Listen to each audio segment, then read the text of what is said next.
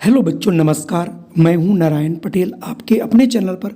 आज हम बात करेंगे अटल आवासीय विद्यालय उत्तर प्रदेश, जो कि 18 मंडलों में बनाए गए और इनमें फॉर्म भरे जा रहे हैं और प्रवेश परीक्षा होने वाली है। तो उसी के संदर्भ में आज हमने हिंदी का मॉडल पेपर लिया है, जिसमें से आपके 4 अनुच्छेद पूछे जाएंगे और उन पर 5-5 प्रश्न पूछे जाएंगे, जो कि कुल मिला के 20 नंबर के होंगे। तो आइए आज का हम मॉडल पेपर शुरू कर लेते हैं। जिन बच्चों ने फॉर्म नहीं भरा हो तुरंत अपना भरना सुनिश्चित करें। तो देखिए, आपको यहाँ पर 61 से 80 यानी 20 प्रश्न आएंगे, जिनमें से पहला ये अनुच्छेद है, मैं पढ़ता हूँ और इस अनुच्छेद पर आधारित आपको प्रश्न आगे मिलेंगे।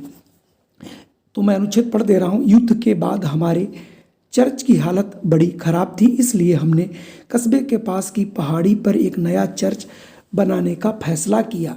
इसके लिए हमने विभिन्न प्रकार की सामग्री का इस्तेमाल किया। दीवारें हमने पत्थरों की बनाई और उन्हें कांच मढ़ दिए। बड़े दरवाजे लकड़ी और धातु से बनाए गए। चर्च की छत से सारे कस्बे का बड़ा मनोरम दृश्य दिखता है।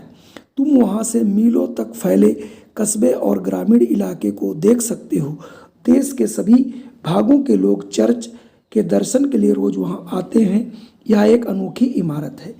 उन्होंने नया चर्च बनाया क्योंकि पुराना चर्च क्या हो गया था, उसी के संदर्भ में आपको बताना है, क्योंकि ऊपर आप इसके बारे में सारी चीज़ें पढ़ चुके हो, क्योंकि उसने बताया था कि युद्ध हुआ था। ठीक है, तो उसके बारे में तो यहाँ पर आपको कौन सा ऑप्शन सही लग रहा है वो ऑप्शन आपको ढूंढना है, जैसा कि हमने आपको पहले ही बताया था। तो अगर आप यहाँ पर देखेंगे तो वहाँ पर युद्ध में ध्वस्त हो गया था, जिसके कारण जो है बनाना पड़ा। तो यहाँ से आपको ऑप्शन ए लेना पड़ेगा बच्चों। अगर मैं दूसरे की बात करूँ, नए चर्च की दीवारें किस चीज़ की बनाई गई थी, तो उसने बताया था कि पत्थर और कांच की बनाई थी। ठीक है, अगर नया चर्च कहाँ बनाया गया था, तो उसने बताया था कि नया जो चर्च है वो हमने कस्बे के बहुत पास बनाया था। ठीक है, कस्बे के बहुत पास, तो ऑप्शन सी में मिल जाएगा। अगला है चर्च की छत से कस्बे का बड़ा मनोरम दृश्य दिखाई देता है। क्यों दिखाई पड़ता है, तो यहाँ पर कारण क्या था, तुम वहाँ से मीलों तक फैली कस्बे की ग्रामीण इलाकों को देख सकते हो, ये उसने बताया था। तो यहाँ से ऑप्शन ए वाला सही हो जाएगा। लास्ट और अंतिम जो इस पैराग्राफ पर आधारित था, किस बात से पता चलता है कि चर्च एक अनोखी इमारत है, ये पहाड़ी की चोटी पर बना इसलिए अनोखा है। ठीक है, चलिए देखते हैं अगला जो है अनुच्छेद कौन सा है। अनुच्छेद 2, ये देखिए कोई चिट्ठी एक लिखी गई है। 217 पार्क स्ट्रीट, कोलकाता, 10 नवंबर 2012, प्रिय सिप्रा। तो यहाँ से हम चिट्ठी पढ़ते हैं और उस पर बेस्ड क्वेश्चनों को पढ़ेंगे। हमारा स्कूल क्रिसमस की छुट्टी में 18 दिसंबर 2012 से 4 जनवरी 2013 तक बंद रहेगा। आशा है तुम्हारे स्कूल में भी इन दिनों छुट्टियां होंगी। अपनी 3 सहेलियों के साथ मैं दिल्ली जाकर वहाँ के सभी दर्शनीय स्थलों और भवनों को देखने की सोच रही हूँ। मुझे विश्वास है कि तुम भी हमारे साथ चलना पसंद करोगी। हमारा विचार 22 दिसंबर को चलने का है और 31 दिसंबर तक लौट आने का है, जिससे कि हम नववर्ष हम अपने ही घरों में मना सके। अगर तुम भी चलना चाहती हो तो जल्द सूचित करना, जिससे मैं तुम्हारा टिकट मंगवा लूँ। सस्नेह, प्रिय सिप्रा राय, तुम्हारी सखी आशा। अब देखिए यहाँ पर पता वगैरह, तो आशा और सिप्रा रहती हैं।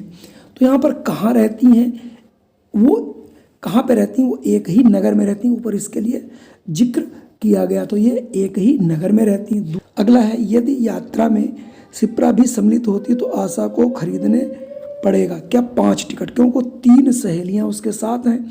सिप्रा के साथ 3 सहेली हो गई, 3 और 1 4, और एक और उसको मिलाएंगे तो हो जाएंगे 5। फिर आने जाने का समय मिलाकर यात्रा में कुल कितने दिन लगेंगे, तो 68 में उसने बताया था कि देखिए 10 दिन लगेंगे। 69 आशा की सहेलियाँ, तो आशा की जो सहेलियाँ हैं वो कैसी हैं कि हमें बताया नहीं गया है कि वे स्कूल कहाँ पढ़ने जाती हैं। ठीक है, फिर देखिए 70 है, आशा का कहना है कि वह अपना नववर्ष मनाना चाहती है। कहाँ मनाना चाहती है, ये आपको उसमें ढूंढ करके देखेंगे तो ये मिलेगा माता पिता के साथ, यानी अपने घर पे। चलिए बढ़ते हैं अगले प्रश्न पर। तीसरा अनुच्छेद है, लक्ष्मीबाई एक साधारण परिवार में पैदा हुई थी, लेकिन उसकी शादी झांसी के राजा गंगाधर राव से हुई थी। अभी लक्ष्मीबाई 18 वर्ष की ही थी कि राजा चल बसे। उसके बाद वही राज करने लगी। प्रजा उसे प्यार करती थी। उस समय अंग्रेजों ने भारत के लिए एक सरकार बना रखी थी, किंतु भारत के अनेक भागों में अलग अलग भारतीय शासक थे। अंग्रेजों को यह बात अच्छी नहीं लगती थी। वे चाहते थे कि वे शासक भी उनके शासन के अंतर्गत आ जाए। अंग्रेजों ने एक कानून बनाया, यदि कोई राजा निसंतान मरता है तो उसका राज्य अंग्रेजों के शासन में सम्मिलित कर लिया जाए। किंतु भारत की परंपरा है कि ऐसी स्थिति में राजा किसी बालक को गोद ले लेता है और उसे दत्तक पुत्र आगे चलकर राजा की मृत्यु के बाद राजा बनता है। रानी लक्ष्मीबाई ने भी एक बालक को गोद लिया था और उसी की ओर से राजकाज देख रही थी। अंग्रेजों ने उस व्यवस्था को नकारते हुए रानी के अधिकार को मान्यता देने से इनकार कर दिया। अब आगे देखिए, पढ़िए। रानी लक्ष्मीबाई के ज़माने में अंग्रेज शासन करते थे। तो कहाँ शासन करते थे? वो भारत के कुछ ही भागों पे करते थे। ठीक है। फिर अगला है, लक्ष्मीबाई पुत्री थी। तो लक्ष्मीबाई जो पुत्री थे, एक मामूली आदमी की, ये पहले बताया गया। फिर 73 अंग्रेज अपने शासन के अंतर्गत लाना चाहते थे। कौन सी लाना चाहते? झांसी को ही लाना नहीं चाहते थे, किसी भी राज्य को, भारतीय राज्य को नहीं। ठीक है। अंग्रेज अपने शासन के अंतर्गत लाना जो है चाहते थे।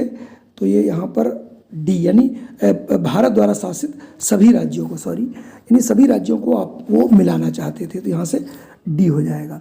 अगला देखिए, अपने पति की मृत्यु के बाद रानी लक्ष्मीबाई झांसी की शासिका बनी। यह बात पसंद नहीं की गई। किसके द्वारा नहीं? ये केवल अंग्रेजों को पसंद नहीं थी। 75 शासन करने के अधिकार को मान्यता देने से अंग्रेजों ने इनकार कर दिया। क्यों कर दिया? क्योंकि उन्होंने दस्तक पुत्र की मान्यता ही उस समय तक खत्म कर दी थी कि कोई भी दस्तक पुत्र लेकर के आगे राज्य नहीं कर सकेगा, क्योंकि उन्हें अपने राज्य में मिलाना रहता था। चलिए पढ़ते हैं अगला वाला एक अनुच्छेद, चौथा और अंतिम अनुच्छेद। इसे बहुत ढंग से पढ़ना है। इस प्रकार डॉक्टर राधाकृष्णन ने अपने जीवन के 40 वर्ष शिक्षा के क्षेत्र में व्यतीत किए। शिक्षा के साथ साथ उन्होंने लेखन, राजनीति, व्यवस्था, शासन आदि विविध क्षेत्रों में भी अपनी अद्भुत प्रतिभा का परिचय दिया। वे 12-12 घंटे अध्ययन करते रहते थे। शिक्षा के क्षेत्र में उनका योगदान, चाहे वो शिक्षक के रूप में हो अथवा किसी संस्था के अध्यक्ष के रूप में हो, हमेशा याद रहेगा।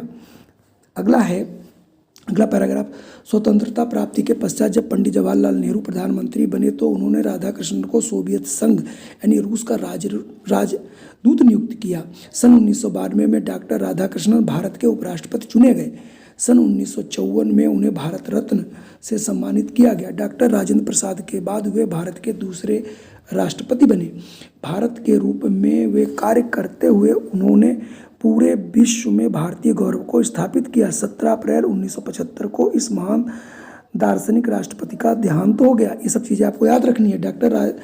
डॉक्टर राधाकृष्णन ने यह सिद्ध कर दिया कि वे एक मध्यम वर्गीय परिवार में उत्पन्न व्यक्ति भी अपने अथक परिश्रम एवं अभ्यास से सर्वोच्च शिक्षा एवं पद प्राप्त कर सकता है। सच्ची लगन एवं दृढ़ इच्छा शक्ति से मनुष्य की राह की सारी अड़चनें स्वतः ही दूर हो जाती हैं। ऐसे विद्वान और विनम्र व्यक्ति का सब युगों में सर्वत्र आदर होता है।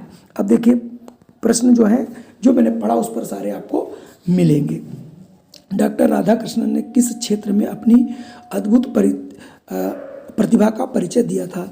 तो शिक्षा के क्षेत्र में तो दिया ही था, लेखन में ही बताया, व्यवस्था में, शासन में, तो उपयुक्त सभी यानी डी हो जाएगा। अगला देखिए प्रश्न है, डॉक्टर राधाकृष्णन को सोवियत संघ रूस का राजदूत किसने नियुक्त किया? तो उस समय प्रधानमंत्री थे पंडित जवाहरलाल नेहरू, तो उन्होंने उनको नियुक्त किया था। 78 है, डॉक्टर राधाकृष्णन को भारत रत्न से कब सम्मानित किया गया? तो ऊपर ही देखिए आया था, भारत जो 1954 में उन्हें भारत रत्न दिया गया था। अगला था, डॉक्टर राधाकृष्णन ने शिक्षा के क्षेत्र में अपने जीवन में कितने वर्ष व्यतीत किए? तो वहाँ पर आया था कि उन्होंने लगभग 40 वर्ष लगाए। तो 40 वर्ष यहाँ से ऑप्शन डी हो जाएगा। अगला था, डॉक्टर राधाकृष्णन के जीवन में हमें क्या शिक्षा मिलती है? यानी इनके जीवन को पढ़ने से उपरोक्त जो हमने पढ़ा, से क्या शिक्षा मिलती है?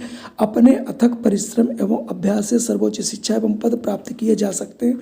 ये लास्ट में बताया गया है, तो यही ऑप्शन बिल्कुल सही होगा। तो कुल मिला के ये आपके 4 जो अनुच्छेद थे, चारों अनुच्छेदों पर 5 प्रश्न थे, 5 चक्कू 20 हुए, तो कुल मिला के 20 प्रश्न आते हैं। तो आप अनुच्छेद बहुत ढंग से पढ़िए और उनके उत्तर निकालने की कोशिश करिए।